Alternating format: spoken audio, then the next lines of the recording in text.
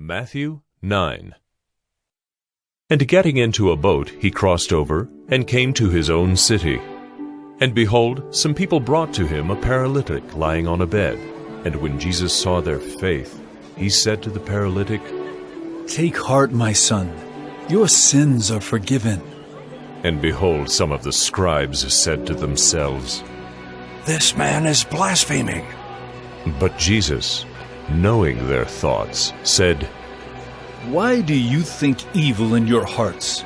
For which is easier to say, "Your sins are forgiven," or to say, "Rise and walk"? But that you may know that the Son of Man has authority on earth to forgive sins. He then said to the paralytic, Rise, pick up your bed, and go home. And he rose and went home. When the crowd saw it, they were afraid, and they glorified God who had given such authority to men. As Jesus passed on from there, he saw a man called Matthew sitting at the tax booth. And he said to him, Follow me. And he rose and followed him. And as Jesus reclined at table in the house, behold, many tax collectors and sinners came and were reclining with Jesus and his disciples. And when the Pharisees saw this, they said to his disciples, "Why does your teacher eat with tax collectors and sinners?" But when he heard it, he said, Those who are well have no need of a physician, but those who are sick. Go and learn what this means. I desire mercy and not sacrifice. For I came not to call the righteous, but sinners. Then the disciples of John came to him, saying, Why do we and the Pharisees fast, but your disciples do not fast? And Jesus said to them, Can the wedding guests mourn as long as the bridegroom is with them? The days will come when the bridegroom is taken away from them, and then they will fast. No one puts a piece of unshrunk cloth on an old garment, for the patch tears away from the garment, and a worse tear is made. Neither is new wine put into old wineskins. If it is, the skins burst, and the wine is spilled, and the skins are destroyed. But new wine is put into fresh wineskins, and so both are preserved.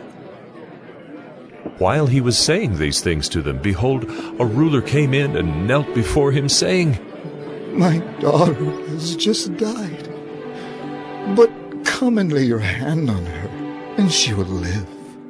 And Jesus rose and followed him with his disciples. And behold, a woman who had suffered from a discharge of blood for 12 years came up behind him and touched the fringe of his garment. For she said to herself, If I only touch his garment, I will be made well. Jesus turned, and seeing her, he said, Take heart, daughter. Your faith has made you well. And instantly the woman was made well. And when Jesus came to the ruler's house and saw the flute players and the crowd making a commotion, he said, Go away, for the girl is not dead, but sleeping. And they laughed at him. But when the crowd had been put outside, he went in and took her by the hand, and the girl arose. And the report of this went through all that district. And as Jesus passed on from there, 2 blind men followed him, crying aloud, Have mercy on us, Son of David! When he entered the house, the blind men came to him.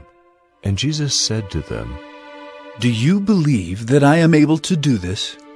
They said to him, Yes, Lord.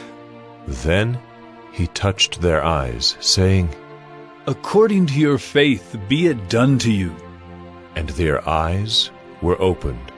And Jesus sternly warned them. See that no one knows about it. But they went away and spread his fame through all that district. As they were going away, behold, a demon-oppressed man who was mute was brought to him. And when the demon had been cast out, the mute man spoke, and the crowds marveled, saying, Never was anything like this seen in Israel. But the Pharisees said, He casts out demons by the prince of demons. And Jesus went throughout all the cities and villages, teaching in their synagogues and proclaiming the gospel of the kingdom, and healing every disease and every affliction. When he saw the crowds, he had compassion for them because they were harassed and helpless, like sheep without a shepherd. Then he said to his disciples, "The harvest is plentiful, but the laborers are few. Therefore pray earnestly to the Lord of the harvest to send out laborers into his harvest."